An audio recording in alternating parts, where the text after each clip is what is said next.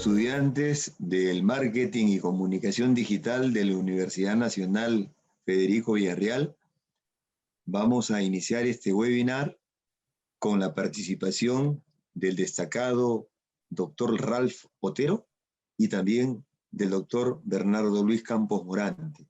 Le damos a todos ustedes que van a estar en línea una cordial bienvenida.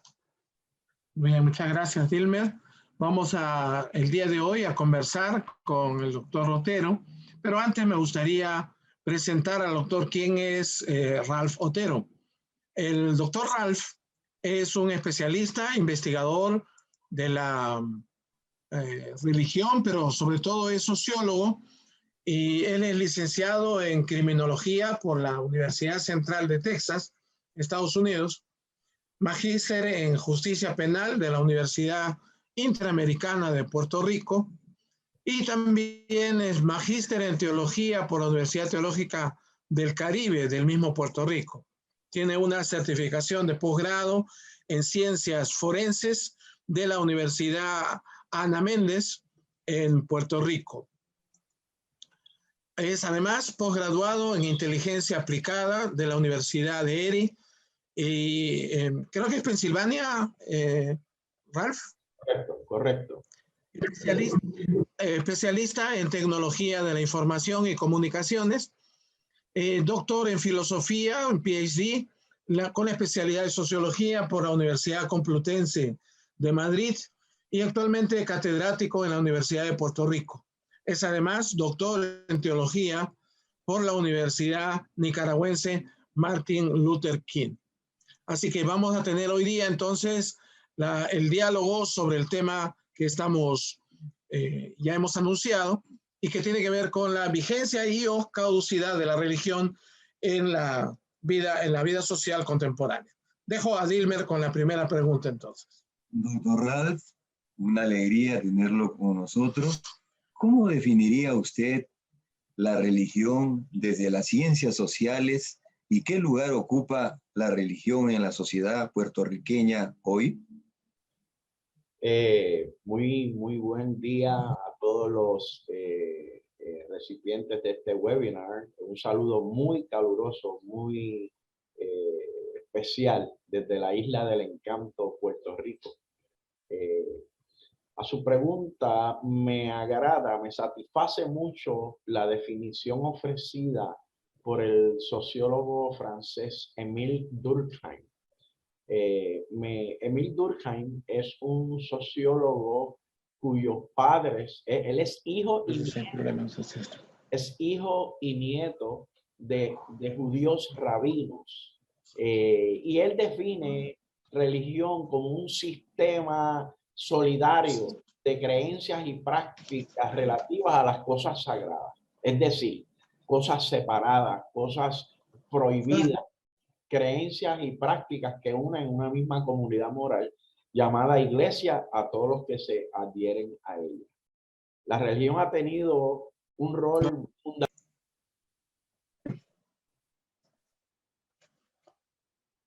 Buenos días, distinguidos maestrizas de la Universidad Nacional Federico Villarreal, que es participante de la segunda especialización de Marketing y Comunicación Digital.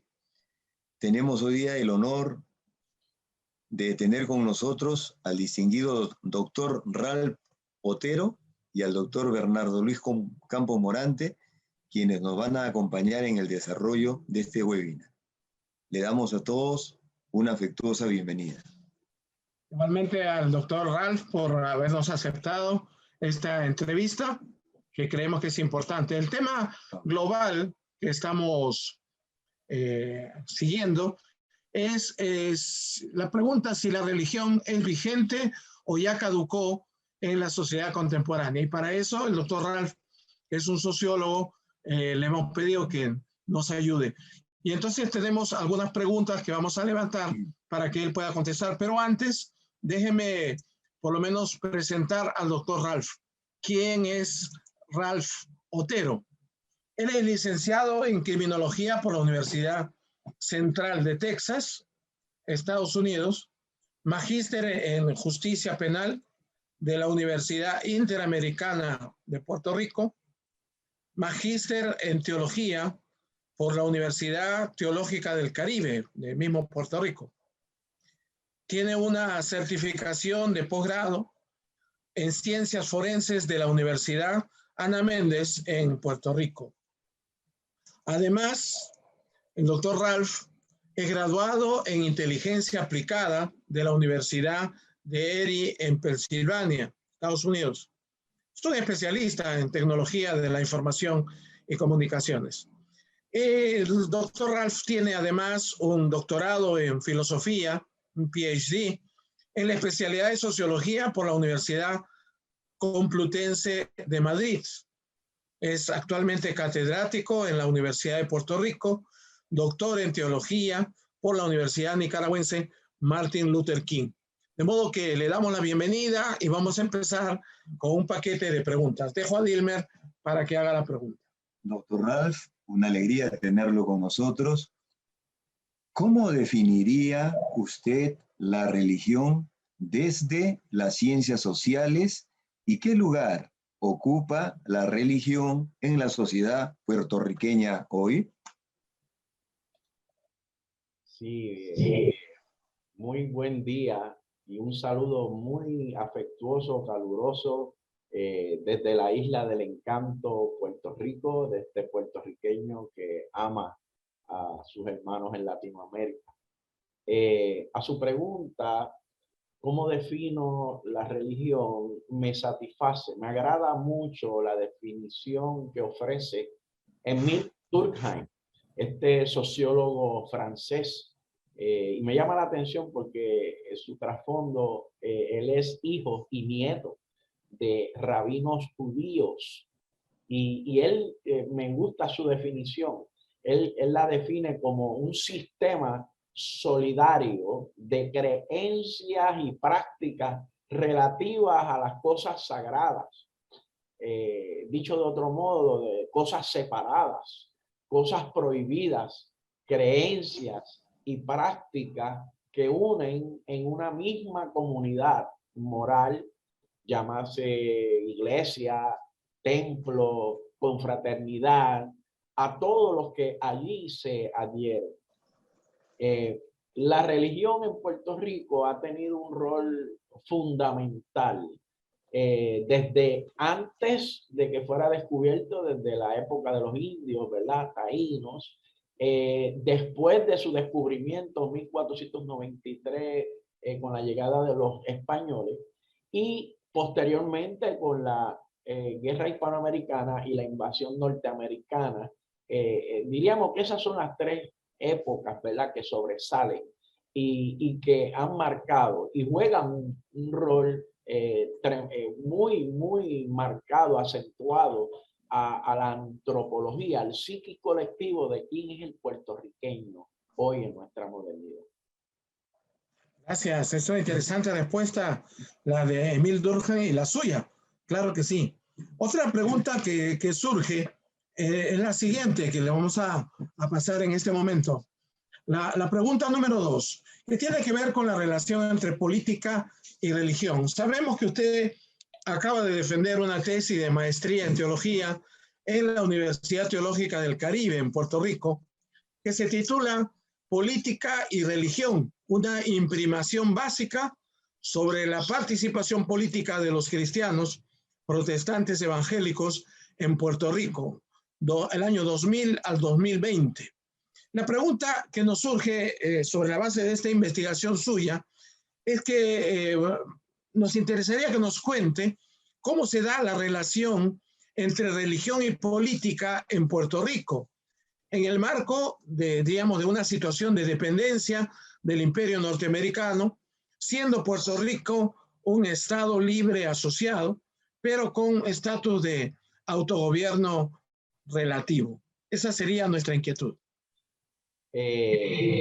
Vamos a tratar de ser lo más breve y conciso posible, pero hay que entender que Puerto Rico es la colonia más antigua del mundo, 528 años. La primera desde 1493 con la llegada de los españoles, el cual introduce la colonización, la evangelización, la encomienda, ¿verdad? De evangelizar a todos los indios o los habitantes del Nuevo Mundo, y ahí Puerto Rico con sus indios. Esos fueron 400 y pico de años. Y después en 1898, con la llegada de los americanos, pues entonces surge este tercer periodo, porque el primero, como mencionara, pre-indios taínos, después los indios taínos con los españoles y así consecuentemente 400 años y pico de años, y después 1898, la llegada de los norteamericanos hasta nuestra modernidad. En nuestro presente, la sociedad puertorriqueña se compone aproximadamente de un 60% de católicos y un 40% de protestantes. Sin embargo, es un casi 100% de cristianos, de personas que creen en Jesucristo. No le da el espacio a otras religiones. Es bien poco, muy ínfimo. Como decir el Islam, como decir Buda. No se ve esa participación debido precisamente a esa historia que nos marca de sobre 528 años. Con la llegada de los norteamericanos en 1898, contraria a los demás territorios españoles conquistados como botín de guerra, como lo fue Cuba, como lo fue Filipinas, Puerto Rico no se disparó ni una sola bala, ni un solo tiro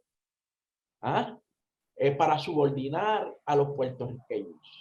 Usaron a la religión protestante para instalar y reconstruir el psiquis colectivo hacia un constructo anglo-protestante. Una semana antes de la invasión norteamericana, y esto está ampliamente documentado, ¿verdad? 7 de las más importantes denominaciones protestantes, bautistas, luteranos, presbiterianos, y así sucesivamente, se habían reunido en Nueva York una semana antes del 25 de julio de 1898 para formular un plan de evangelización y reconstrucción de Puerto Rico, y donde la isla se dividió literalmente en 7 áreas geográficas para cada denominación comenzar su obra. Así que observamos cómo se usa la religión para educar, reconstruir, reformar un psiquis colectivo, sociología, ¿verdad? Una antropología, donde se cambia esa mente católica hacia una mente protestante, ¿verdad? Esto de mencionar el Estado Libre Asociado de Puerto Rico, esto fue una dramatización, por no decir quizá un engaño, de parte de los gobernantes de turno, allá para 1952 ante las Naciones Unidas, para hacerle pensar al mundo de entonces que se le había otorgado autonomía y soberanía a Puerto Rico, al permitírsele la instalación de un gobierno local con rama ejecutiva, un gobernador, una rama legislativa como una Cámara de Representantes, una Cámara de Senado, y una rama judicial, un sistema de tribunales, Tribunal Supremo, apelativo, tribunales superiores, con sus consecuentes jueces. Pues hacía ver, o por lo menos hacía ver como parecer de que se le había otorgado soberanía a Puerto Rico, cuando en efecto nunca ocurrió. La realidad desde 1898 es que el gobierno de Puerto Rico nunca ha podido tomar decisiones políticas de envergadura sin la previa autorización de los Estados Unidos. Tomemos, por ejemplo, el comercio. Nosotros no podemos entrar en un tratado de libre comercio con Europa o con el Mercosur o con Cine TV. No podemos entrar en ningún tratado comercial sin la previa autorización de los Estados Unidos. Y de hecho, lo hemos intentado y se nos ha negado. Las leyes de cabotaje de la Marina, donde nosotros, todo producto, el 98% de todos los productos que se consumen en Puerto Rico son importados. Nosotros no exportamos casi nada. ¿Y qué tenemos que usar? La Marina norteamericana, que es la más cara, 5 veces más cara de lo que es el mercado comercial común global. Así que esto es un ejemplo así somero de cómo en realidad Puerto Rico es meramente un territorio, una colonia norteamericana. Recientes decisiones del Tribunal Supremo de Estados Unidos han confirmado y acentuado más aún que somos aliados, pero no somos, o sea, somos territorios, pero no somos.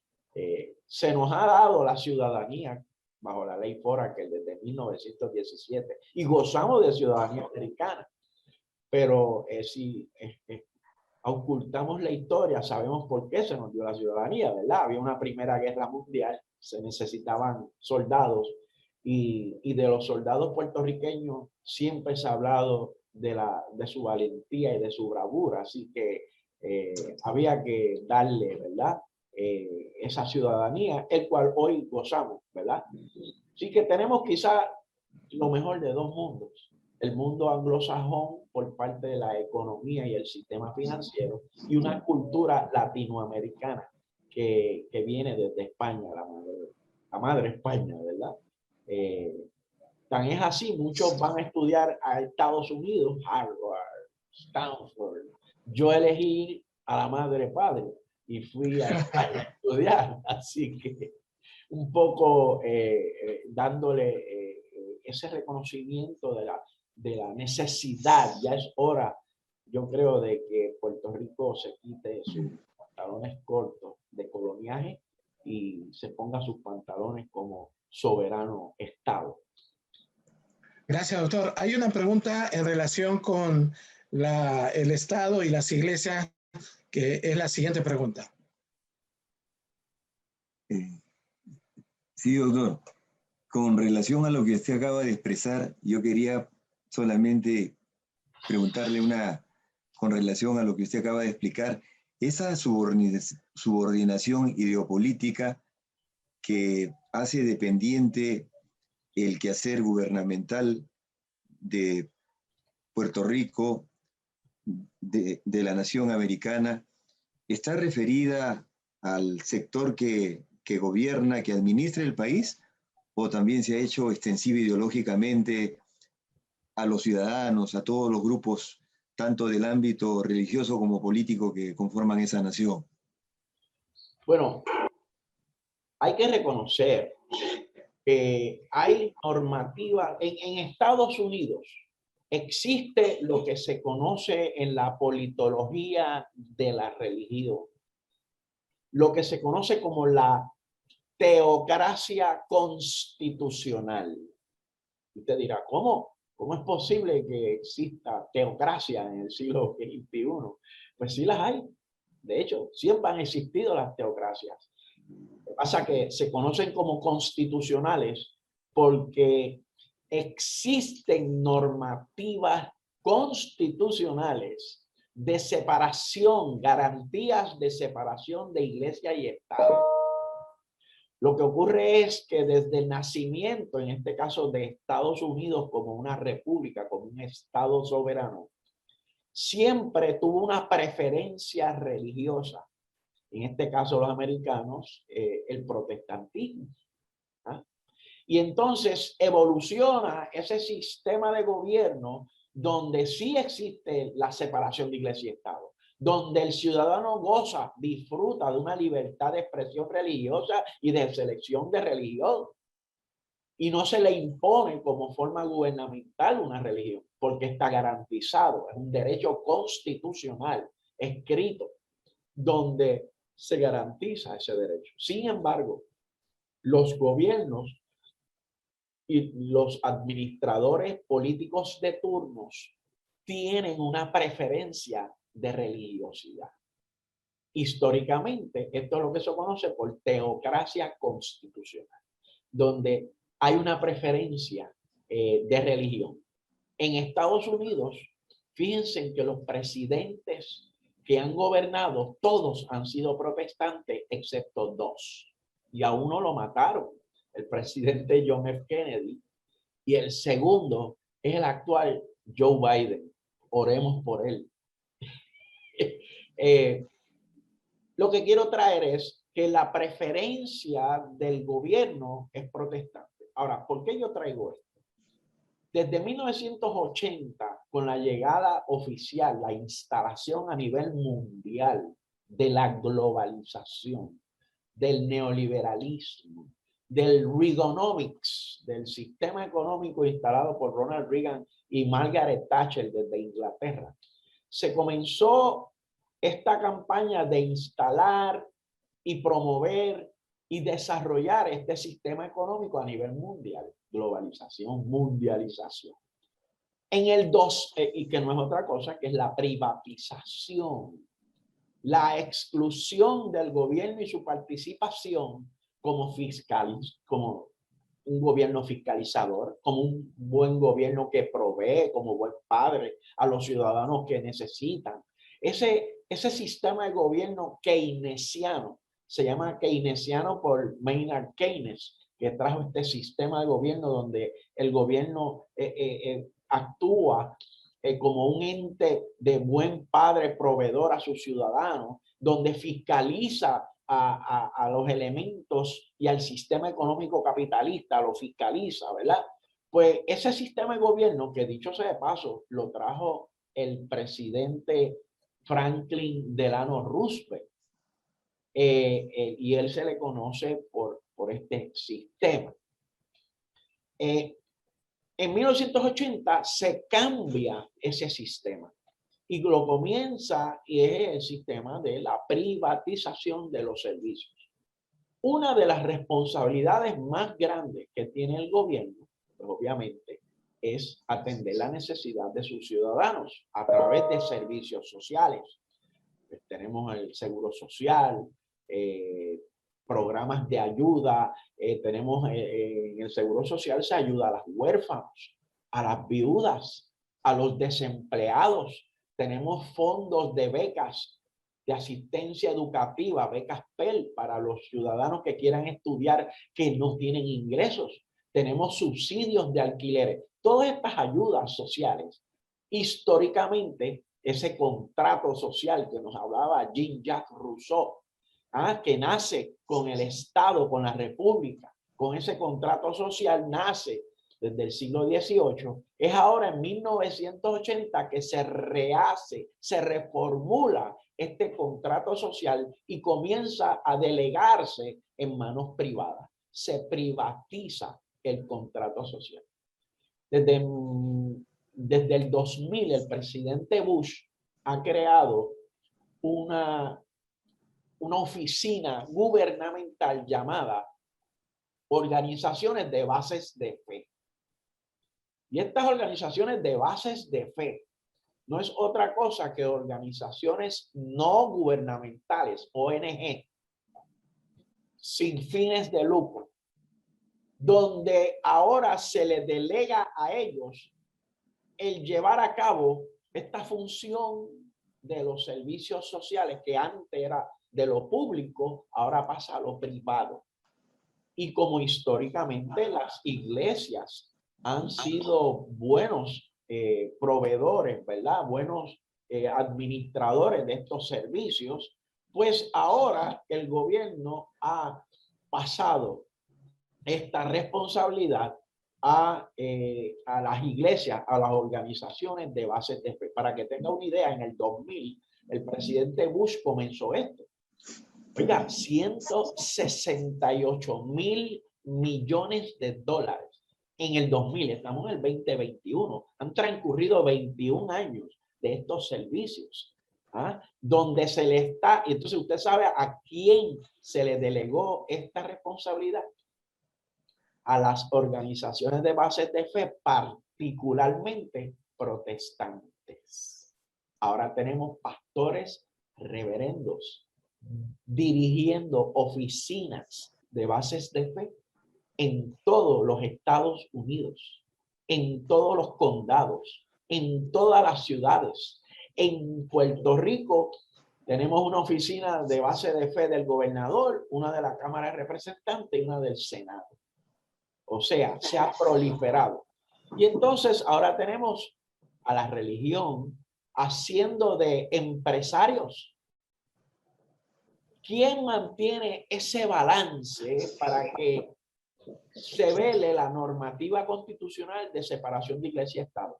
Pues la del Tribunal Supremo ha emitido desde el 2000 algunos 6, 7, 8 decisiones que se convierten en ley porque son precedentes legales, donde han establecido que, oye, iglesia, oye, organización base de fe, no puedes usar los fondos federales para predicar tu mensaje religioso. Te tienes que delimitar a hacer el trabajo de servicio social. Pues entonces, ¿qué función evangelística está haciendo la iglesia? Ninguna. Está haciendo simplemente una ONG. Y entonces cuando mezclamos la fe con dinero, que nunca históricamente el agua y el aceite no mezclan. Históricamente, cuando hemos visto que cuando una organización religiosa, una institución religiosa, se le da poder económico, las cruzadas, la Santa Inquisición, la historia está cargada, ¿verdad? De todo un escenarios distintos de donde nacen del poderío económico. Y yo creo que esto es, y en parte eso es parte de mi tesis, donde yo advierto de este peligro, donde se ha cristianizado el neoliberalismo. La política gubernamental del liberalismo se ha cristianizado, ha entrado a las iglesias y como teocracia constitucional, un preferido, una preferida religión, en este caso protestante, pues se está engordando esa gallinita religiosa llamado organizaciones de base de fe, particularmente protestante. Y el peligro es que esto es una tendencia mundial, esto no es solamente de Estados Unidos. Las organizaciones de base de fe están corriendo en todos sitios del mundo donde se practique el sistema económico neoliberal. Así que, ¿cuál es la consecuencia? Vamos a tener una ultraderecha sazonada fuertemente por religiones protestantes y viceversa. Religiones protestantes cargadas de una política y una ideología de ultraderecha.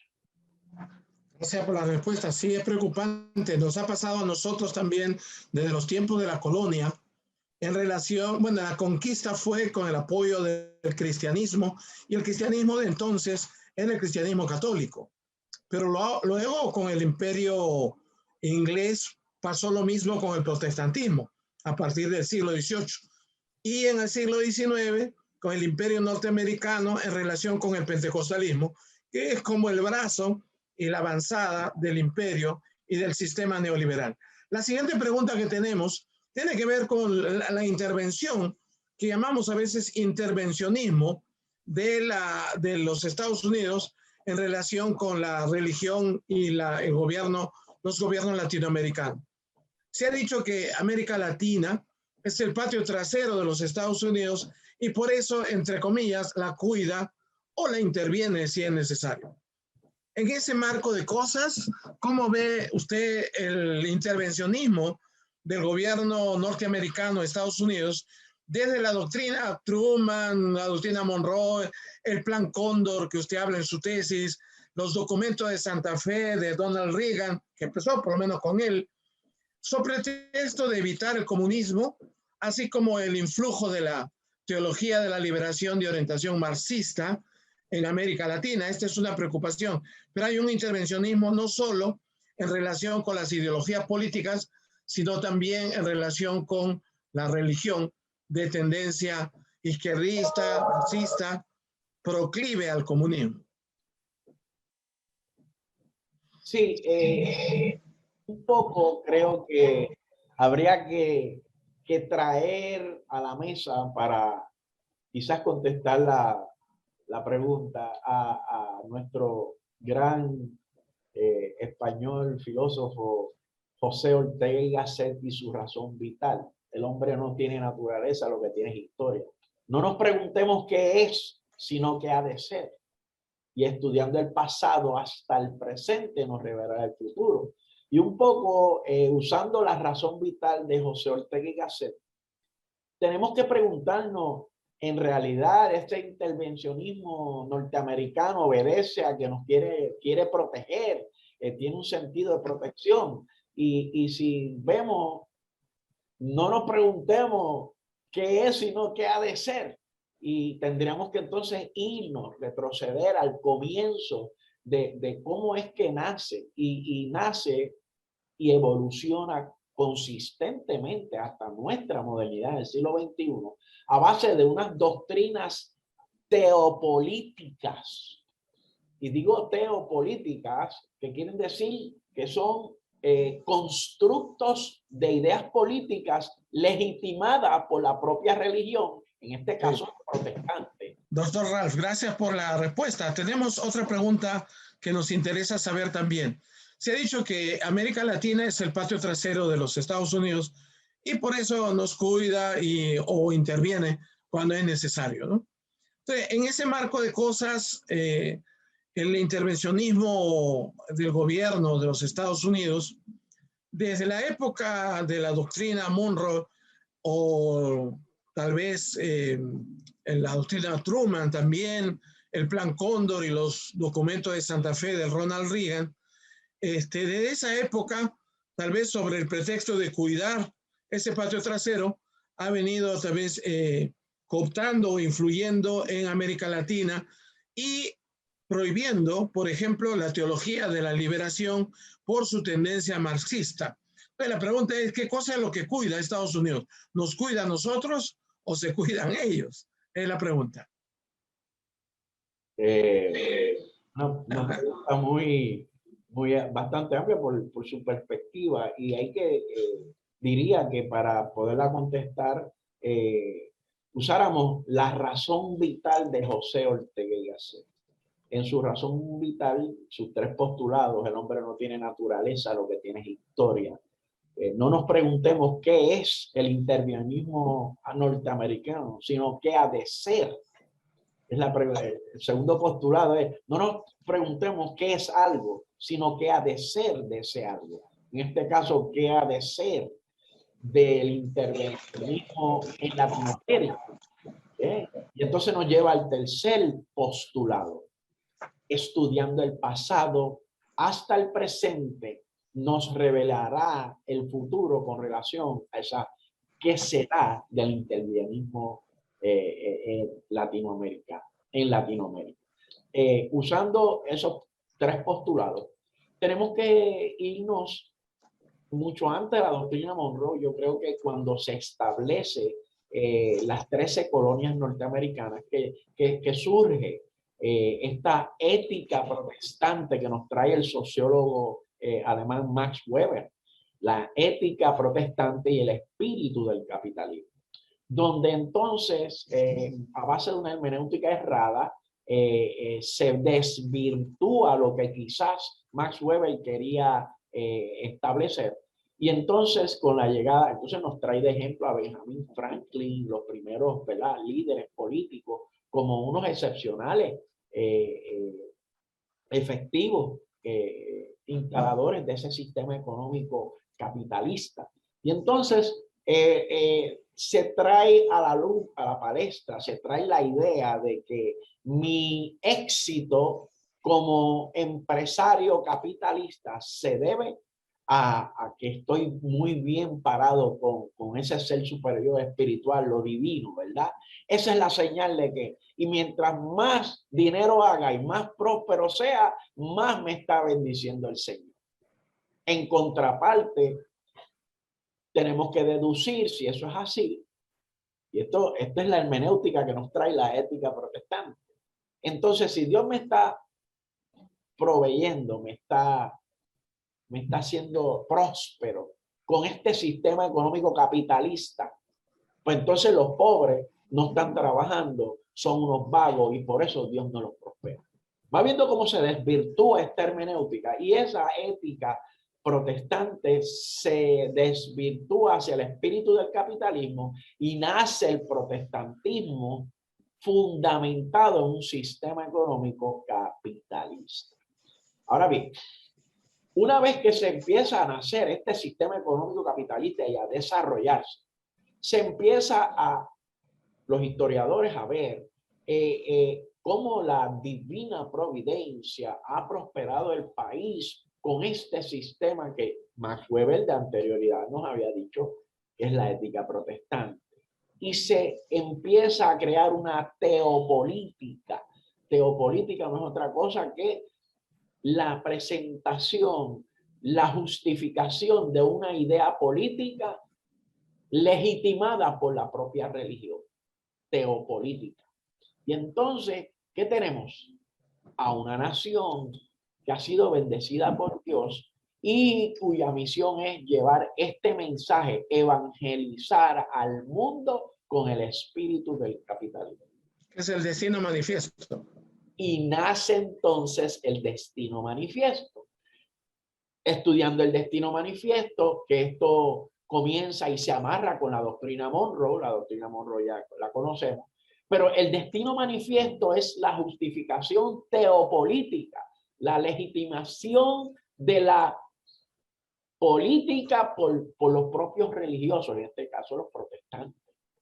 Fíjate que empieza la guerra hispanoamericana en 1898 contra España y todas sus colonias, bendecido porque en más, no solamente bendecido y legitimado, sino que hoy vamos a ir a ayudar a conquistar y vamos a cambiar las mentes. ¿Ah? Así que vemos entonces ese destino manifiesto como la piedra angular que abre paso hacia otras doctrinas que empiezan a evolucionar hacia Latinoamérica. Por ejemplo, tenemos el colorario Roosevelt, anda con el gran garrote de Theodore Roosevelt, donde gracias a la intervención exitosa que tuvo el presidente Theodore Roosevelt en negociar, en que los grandes intereses allá de Europa, Inglaterra, Alemania, no fueran a atacar a Venezuela, que tenía una gran deuda, y amenazaban los barcos con entrar a Venezuela y acabar con Venezuela para cobrar sus chavos.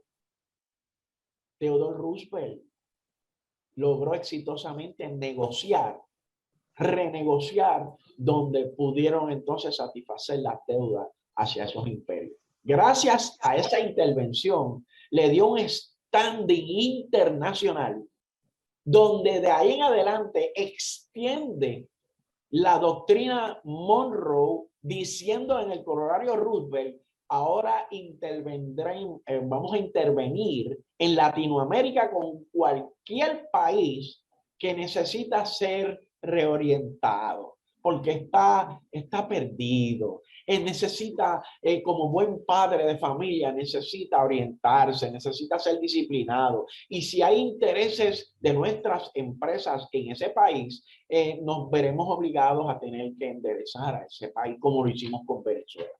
Y el colorario Roosevelt se convirtió entonces, junto con la doctrina Monroe, el destino manifiesto, la ética protestante, todo ese entramado de doctrinas teopolíticas.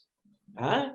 Son ideologías políticas legitimadas por la religión, en este caso protestante. Después tenemos la diplomacia del dólar en 1912 con el presidente Taft, donde empiezan a prestar dinero a toda Latinoamérica. Entonces empieza en el 1918 la doctrina del internacionalismo, del idealismo wilsoniano, que es quien comienza este concepto del nuevo orden mundial, ¿verdad? Y que no es otra cosa que una extensión del colorario Roosevelt, del destino manifiesto. Entonces viene Franklin Delano Roosevelt con una mentalidad ya donde se está cocinando la Segunda Guerra Mundial y los nazis y toda esta cosa, pues entonces cambia la perspectiva y comienza una política en Latinoamérica de no intervenir más en Latinoamérica y comienza una política de buen vecino, donde comienza a asistir a los países con mucho dinero, ¿verdad? Y con ayudas, ¿verdad? A cambio de políticas, ¿verdad? Negociando, ¿verdad? Comienza entonces una mejor relación, pero que después de la muerte de Roosevelt, dicho sea de paso, el presidente Roosevelt fue electo 4 cuatrenios, 4. Y en su cuarto mandato, comenzando su cuarto cuatrenio, sufre de un derrame cerebral y es ahí donde su vicepresidente toma entonces la rienda, que no es otro que el presidente Harry Truman, un presbiteriano. Y entonces Truman trae consigo, después de la Guerra Fría, la doctrina Truman, que no es otra cosa que una extensión desde la doctrina Monroe, el destino manifiesto, la ética protestante, el destino manifiesto, el corolario Roosevelt, el gran garrote, la diplomacia del... O sea que es una continuidad. Y después de la doctrina Truman vino entonces los documentos de Santa Fe. Y después la operación Cóndor, el documento de Santa Fe, y ahora tenemos la guerra al terrorismo, ¿verdad? O sea, y todos estos son, ¿qué? Ideologías políticas legitimadas por la propia religión protestante, llamado teopolítica. Gracias, gracias. Muchas gracias por todo esta aportación de tu parte como sociólogo y también como creyente, obviamente, ¿no? No se puede separar una cosa de la otra. Te agradecemos, Ralph, y creo que acá Dilmer también tiene unas palabras de gratitud por tu aportación el día de hoy. Muchas gracias, doctor. Su aportación ha sido muy importante, inteligente, pertinente y edificante. Es usted una luz en el ámbito educativo, en el ámbito eclesial y para todas las naciones. Muchas gracias. Muy buenas noches, señores doctores. Bienvenidos a este webinar. Quien les habla es Dilmer Raúl Díaz Coronel, especialista en telemática y comunicaciones satelitales de la Marina de Guerra del Perú. También bachiller y licenciado en educación, teólogo, maestrista de la Universidad Nacional Federico Villarreal y actualmente discente de la segunda especialización de marketing y comunicación digital en la Universidad Nacional Federico Villarreal. Y justamente en esta última especialización nos ha sido encargado este webinar donde vamos a tratar diversos puntos que ya lo va a exponer el doctor Bernardo, Luis Campo Morante, y agradecemos su amable y cordial participación y le damos una afectuosa bienvenida. Muy bien, muchas gracias también por el pase, Dilmer. Mi nombre es Bernardo Campos, soy doctor en teología y tengo algunos estudios también de ciencia de la religión en la Universidad San Marco y de filosofía en la Universidad Católica Santa María de Buenos Aires en Argentina.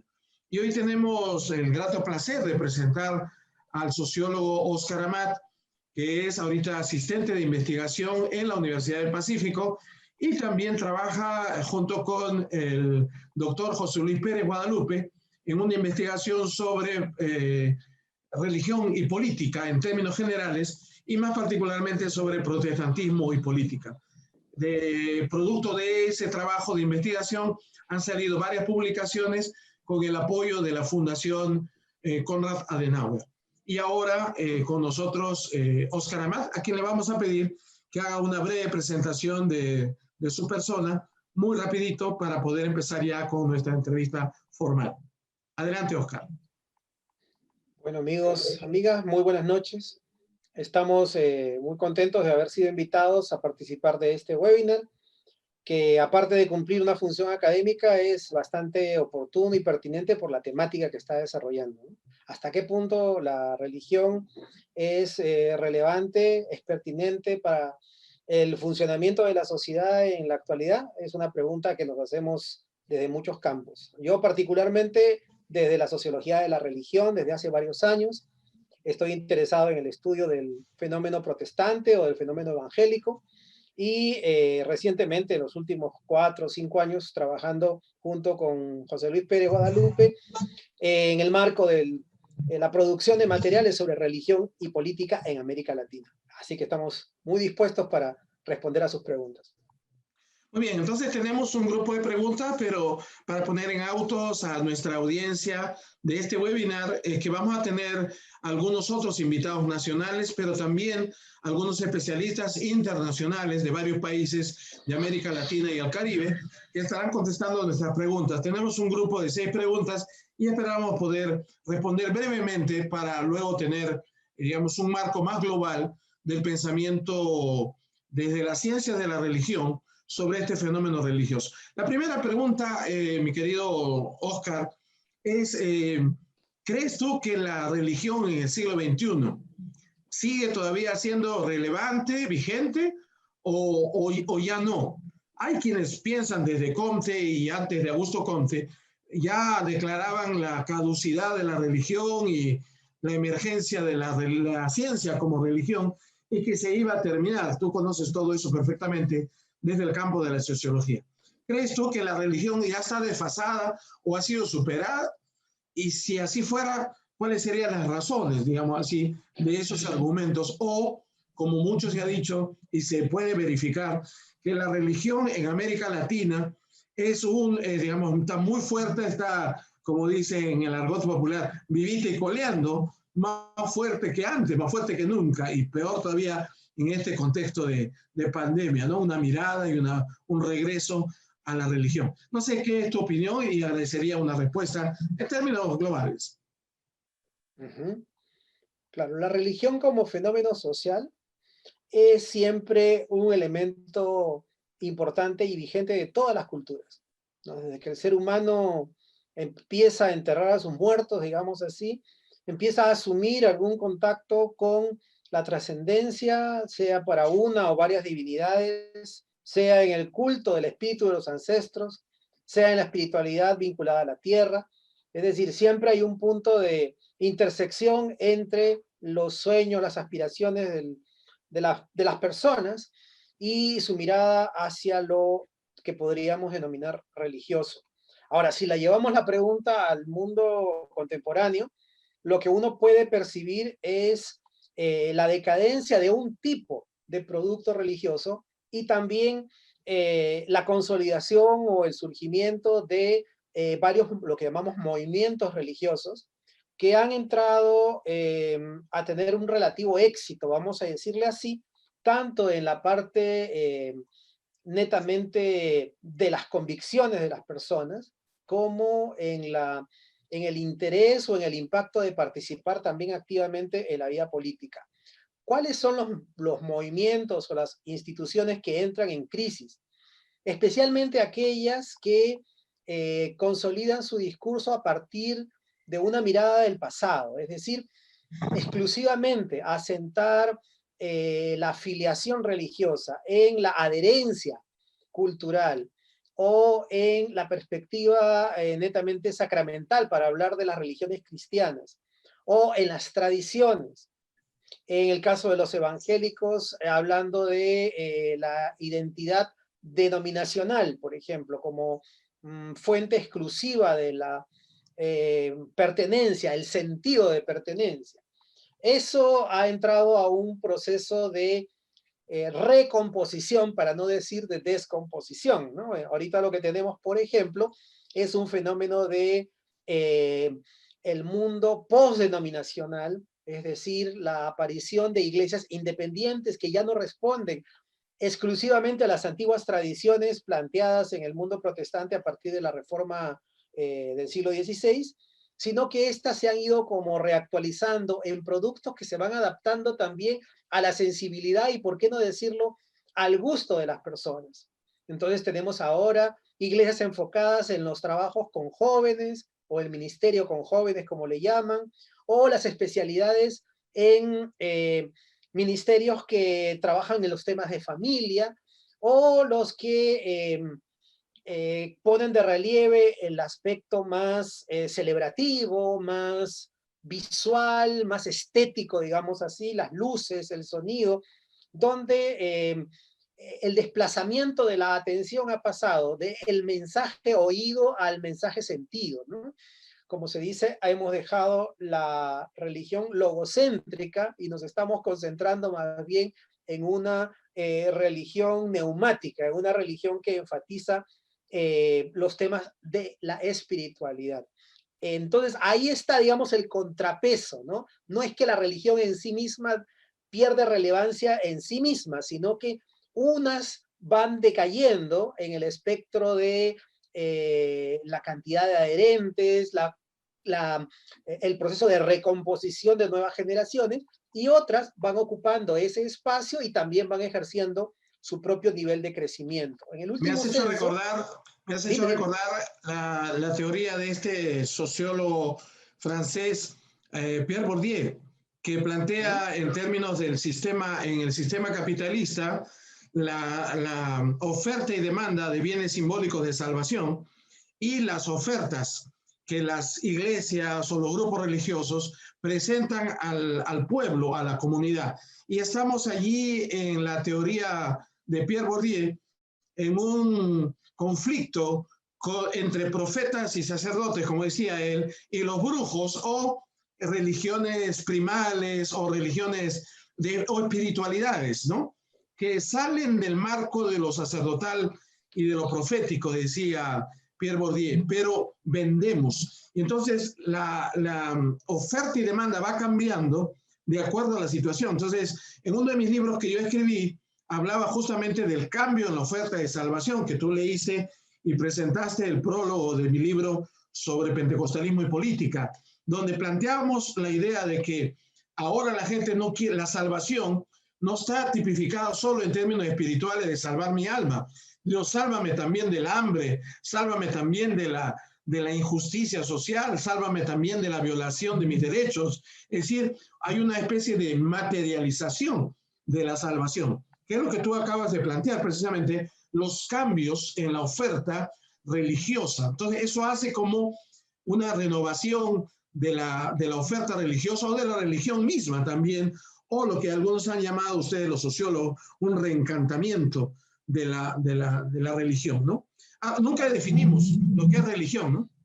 No, pues, También en la línea de Clifford Geertz, decir que la religión es un sistema cultural o subsistema, si quieres, de creencias, un sistema de mitos, creencias, básicamente, formas de organización, de ritos y rituales, de normas éticas en el marco de una configuración social. Eso sería como la religión que es precursora y antecedente de cualquier formación social, ¿no? Tal vez tú nos ilumines en ese sentido. Mi pregunta ahora es, ¿por qué crees que América Latina es eminentemente religioso? Sería la segunda pregunta. ¿Se debe a la colonización, de la cristianización de América Latina y el Caribe? ¿Se debe a la ignorancia de nuestros pueblos?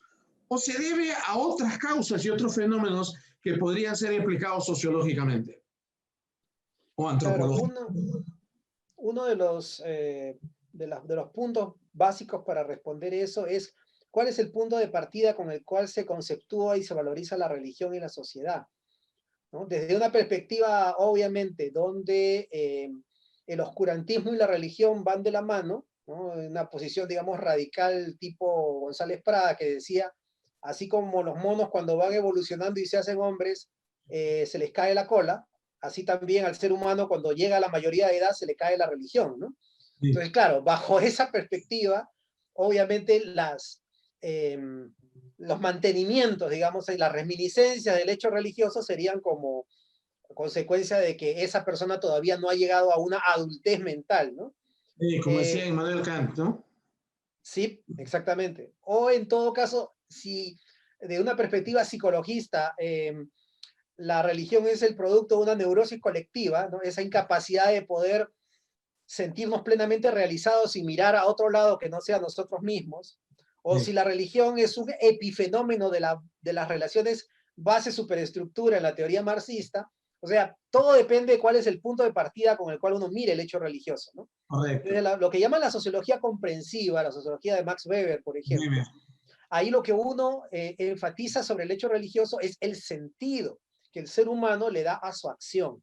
Entonces, el hecho religioso trae consigo una lógica y un sentido para quien practica tal o cual expresión de fe religiosa. Entonces, Weber diría que hay ciertas condiciones históricas, económicas y culturales que favorecen la aparición de ciertos tipos de formaciones religiosas que a su vez, como una especie de círculo no vicioso, pero un ciclo de mutua retroalimentación, estas creencias religiosas también van propiciando ciertos comportamientos o ciertas actitudes valóricas o axiológicas hacia los hechos económicos o hacia los hechos sociales o políticos, ¿no? Todo eso lo trabaja brillantemente Weber en este libro sobre la ética protestante y el espíritu del capitalismo, ¿no? Que no es que el protestantismo genera per se el capitalismo, sino que genera ciertas condiciones respecto a la actitud del dinero, el ahorro, la inversión, la frugalidad de la vida, que juntos van dando como una especie de cosmovisión que favorece la aparición de ciertas cosas, ¿sí? Entonces, desde esa perspectiva, América Latina ha vivido también, no vamos a creer que seguimos en una formación religiosa como en la colonia, o peor aún, como en las religiones ancestrales. Exactamente, no, de hecho, tanto la sociedad latinoamericana como la religión ha evolucionado en el continente, ¿no? Sin embargo, yo lo interpreto desde un punto de vista de la sociología de la cultura, como que hay una sensibilidad en el poblador latinoamericano que así como acepta los elementos de la modernidad, es decir, la separación de poderes, la autonomía del individuo, la racionalidad económica, al mismo tiempo se niega a decir que esos elementos conllevan necesariamente a la extinción de la fe personal o aún de la relevancia de la religión en los espacios públicos. Entonces, más que una deficiencia, yo lo vería más bien como una característica que hace que los latinoamericanos nos expresemos así en nuestros bailes, en nuestra comida, en nuestras creencias, en la manera como somos, en nuestra identidad hacia los de fuera y cómo nos perciben también los de fuera. Entonces, no es solamente el hecho religioso aislado como tal, ¿no? El responsable, sino que forma parte de una matriz, ¿no? que para algunos es una matriz religiosa conservadora y para otros es, desde sus propias convicciones religiosas, una matriz religiosa liberadora. Sí, claro. Bueno, aquí también viene a colación el tema de, pues, la religión para los políticos, ¿no? Y ahora el clientelismo político-religioso, religioso-político, como quieras, es muy importante, digamos, en la vida nacional, en el caso peruano. Ahora, por eso muchos de nuestros políticos ven a las religiones como un posible aliado, ¿no? O cliente, ¿no? Que le van a apoyar. Claro, se equivocan y ustedes han hecho estudios con José Luis Pérez Guadalupe sobre los votos, ¿no? Así, como un estilo para servir al poder. Bueno, la otra pregunta que tendríamos allí, digamos, y que valdría la pena que tú nos ilumines un poco, es si estamos entrando en América Latina a un proceso de secularización, tal vez no como en Europa, ¿no? El secularismo que hay en Europa, sino a un proceso relativamente secular, y esto tal vez se conecta con la búsqueda de un Estado laico, en el caso peruano. No sé, ¿qué opinas tú sobre esto? Si el Estado laico tendría necesariamente que oponerse a la religión como tal, o si puede convivir la religión en el marco de un Estado laico, siempre que la religión no se meta e influya directamente en el quehacer político partidario o gubernamental directamente. ¿Cuál es tu opinión sobre el tema? Claro que nosotros vivimos siempre en una situación de grandes paradojas, diría yo, ¿no?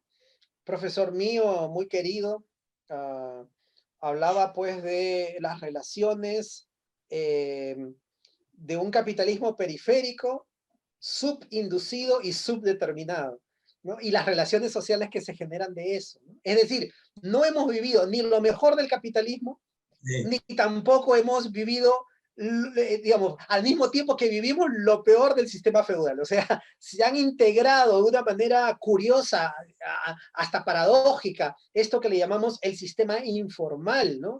La gente a veces se queja de la informalidad de una forma, diríamos, hasta hipócrita, porque es el sistema informal lo que muchas veces sostiene la economía de las empresas y de las fábricas formales. Son las grandes fábricas los que terminan contratando a destajo a las señoras en los barrios populares para que realicen las confecciones que luego ellos le ponen su etiqueta y la sueltan al mercado. Entonces, en este marco que he tratado primero de colocarlo en el aspecto económico, la informalidad económica también tiene su correlato de una informalidad religiosa. Entonces, en ese mundo, secularización y sacralización son dos procesos que no se contradicen en América Latina y creo que aún más en el Perú. Vivimos una percepción de la realidad en términos de separación iglesia y Estado. En ese sentido, podríamos aludir a un proceso de secularización iniciado ya hace varios siglos, pero al mismo tiempo tenemos pretensiones de resacralizar las relaciones entre las instituciones religiosas y el poder político. Es decir, ya no solamente como la religión como sierva del poder político, sino ahora, curiosamente, la religión más bien como señora del poder político. Es una especie de un constantinismo, pero al revés, ¿no? No solo donde el Estado, el emperador se erige ahí como autoridad, sino ahora las figuras religiosas como pequeños señores feudales que van legitimando espacios de poder en la esfera pública. Entonces, sacralización y secularización son dos procesos paralelos en la región. Y lo otro, entonces, ya te imaginarás que también va de la mano. Estado laico y vivencia religiosa, ¿no? ¿Dónde está ese equilibrio? No somos definitivamente un Estado laico, pero tampoco somos un Estado confesional, somos una vía intermedia, ¿no? Donde hemos aprendido a encajar bien las cosas. La religión católica, para decirlo claramente, goza de un estatus jurídico distinto que las religiones, que cualquier otra religión en el Perú. Y esa posición ya lograda le permite tener ciertas prerrogativas en materia educativa, en materia tributaria, que hacen que uno se dé cuenta que la influencia de la religión no es algo que está en discusión, está en nuestras leyes. Entonces, desde esa perspectiva, no es posible pensar en un Estado laicista, ni mucho menos, ¿no? Lo que ahora uno está tratando más bien es de buscar la autonomía del poder político para que no se corrompa o no se contamine mezclando la actitud de la devoción religiosa con la militancia política. Si esos dos circuitos entran en conexión, creo que ahí sí estamos en un camino largamente peligroso, ¿no? Claro, pero aquí hay un problema con la jurisprudencia, porque el Estado peruano tiene un concordato firmado a partir de Morales Bermúdez. Una noche antes de salir del poder, el general Morales Bermúdez, firmó el concordato entre el Estado peruano y el Estado Vaticano y le dio una serie de prerrogativas que son, para algunos evangélicos, anticonstitucionales. Y tienen un poco de temor cuando uno levanta el tema de la inconstitucionalidad de ese concordato. Pero bueno, ese es otro tema que habría que dejarlo tal vez para otra reunión.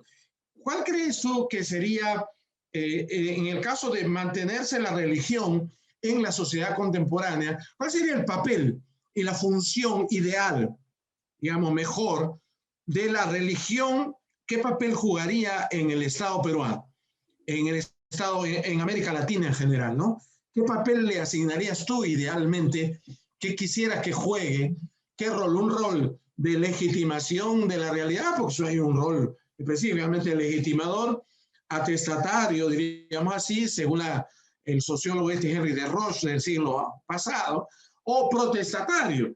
Ahora ven, por ejemplo, las sectas, muchos sociólogos de la religión, las sectas como la avanzada de posibilidad para el cambio social en América Latina, porque la iglesia tiende a ser más bien conservadora del status quo. En cambio, la secta, por estar en desventaja con la eclesia, con la iglesia institucional, oficial, tiene una serie de ventajas que no la tienen las iglesias protestantes, típicamente sectarias en términos weberianos, no en términos teológicos. ¿No? En términos teológicos, nosotros creemos que somos igual iglesia también que la iglesia católica, pero en términos sociológicos estamos tipificados como sectas por los pequeños grupos, etc. Aunque ahora la misma sociología ya no permite, la sociología contemporánea, hablar de secta como grupo minúsculo, pequeño. Ahora las sectas son inmensas y hasta veces más grandes que la iglesia. Si hoy Weber tuviera que redefinir el término de secta, lo haría seguramente,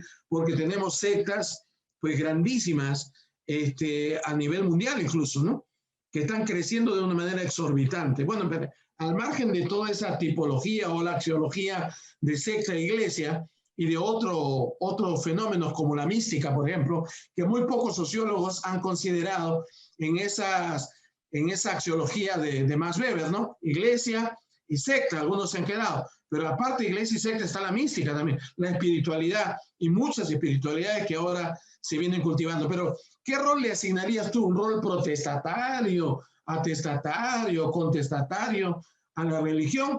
¿O que vaya de la mano con la sociedad civil más bien y que no se meta en la vida política, por ejemplo?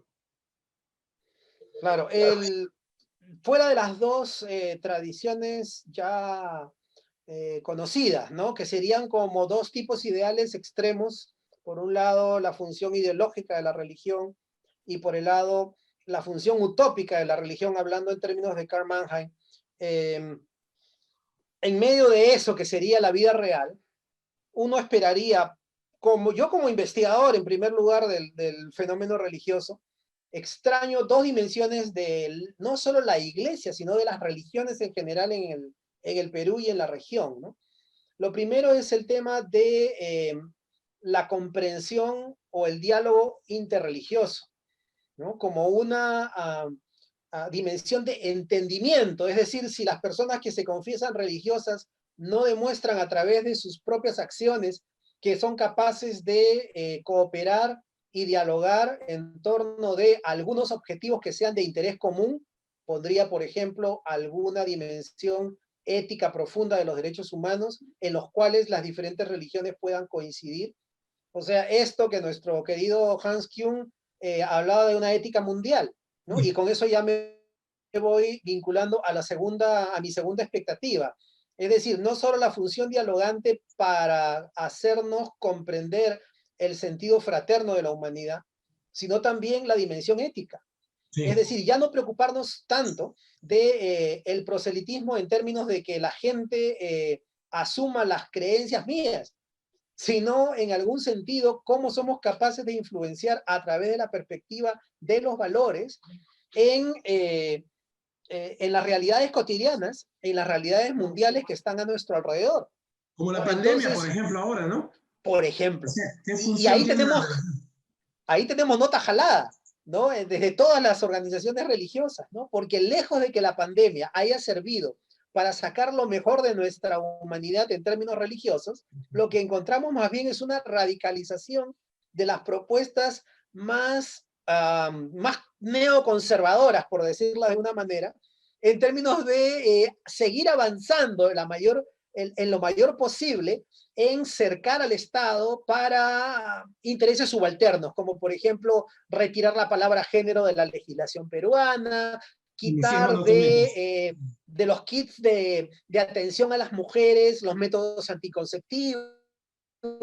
Es decir, se están tratando de aprovechar del vacío, ¿no? Del vacío social, por un lado, de los problemas de movilización que tenemos para salir a las calles y cosas como esas, para intentar presionar a un Estado que se siente también atrapado por los propios problemas de la pandemia, y entonces no se está contribuyendo, más bien se están mandando mensajes muy confusos a la gente, como eso de que el hecho de que te pongas mascarilla es un intento de este gobierno porque tiene un plan mundial de controlar tanto la mente como la religión, como La el idea gran de... nuevo orden mundial y todo ello, ¿no? Exacto, sí. Sí. O sea, Y toda la esa apocalíptica, famosa grande fantasía, ¿no?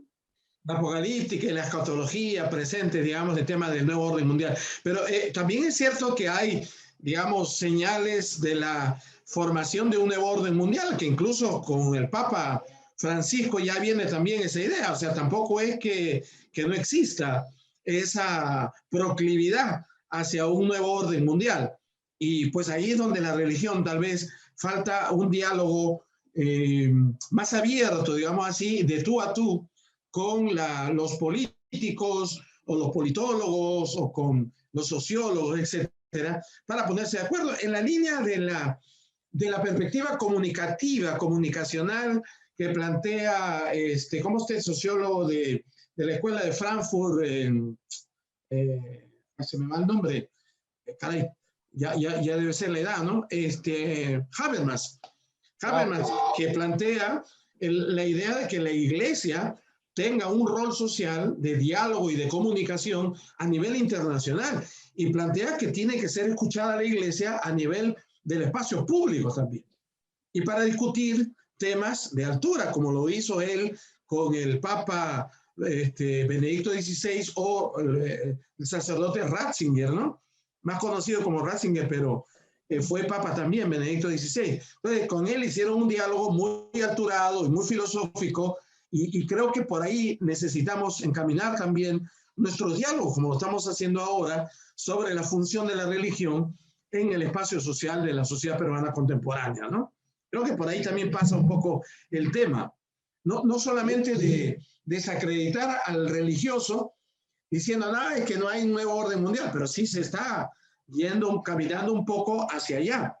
Ahora, ¿cómo caminar hacia allá? ¿Cuáles serían las desventajas? La desventaja merecería un diálogo mucho más abierto y, digamos, académicamente bien planteado, ¿no? ¿No te parece? Igual con la identidad de género. Claro, es que el tema del nuevo orden mundial es, digamos, cómo suena como uno lo dice, ¿no? Cuando uno habla del nuevo orden mundial se puede estar refiriendo a una especie de entelequia, ¿no? Hay una construcción nebulosa que está más vinculada a lo que serían teorías de la conspiración. Yeah. Y otra cosa es entender el nuevo orden mundial que funciona desde hace muchos años, desde que el mundo está globalizado, y que empieza claro. siendo un fenómeno económico, y ante el cual mucha gente no dice nada, porque en términos de la economía, de la productividad, del desarrollo tecnológico, toda la gente nos callamos la boca porque creemos, no sé, de una manera media crédula, de que basta que hablemos de producción, productividad, globalización y economía, que inmediatamente me va a entrar plata a mi bolsillo. No sé por qué hay esa asociación, y esta campaña de segunda vuelta nos lo está demostrando de esa manera, ¿no? Que hasta los más pobres de los pobres, los que no tenemos ni siquiera un medio de producción que sea nuestro, resulta que estamos defendiendo los logos o los clichés que afirman que hay que enfatizar el trabajo, la libertad, la producción, la competencia, cuando en realidad lo que funciona a ese nivel son las salidas colectivas y comunes.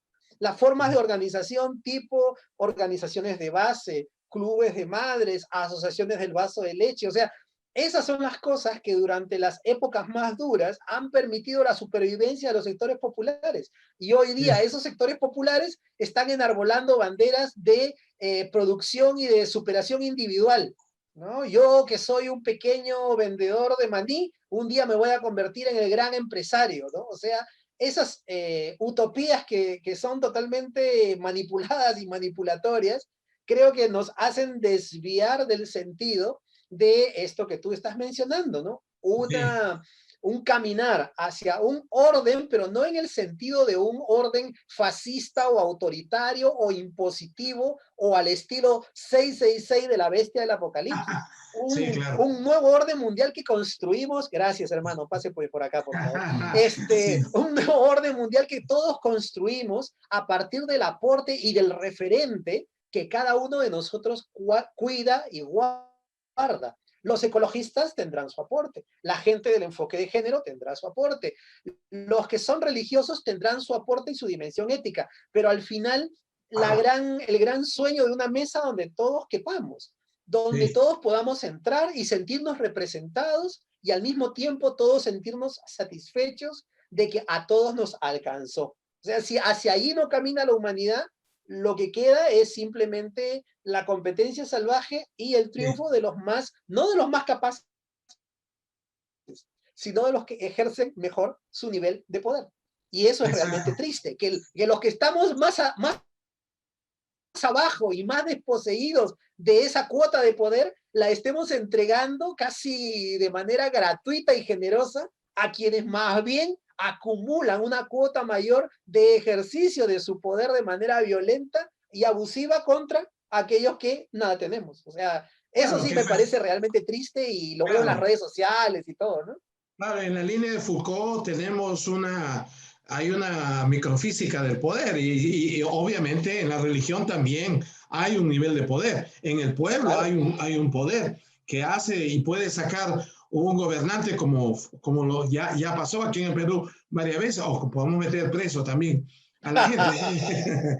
Sí, bueno, Oscar, te agradecemos por esta primera aproximación al tema de la religión. Vamos a seguir con otros entrevistados porque hay una larga lista de nacionales e internacionales también de varios países en que vamos a hablar sobre la vigencia o caducidad de fenómenos religiosos. En síntesis, una palabra, tú dirías que la religión sigue vigente en América Latina y particularmente en el Perú como un caso sui generis.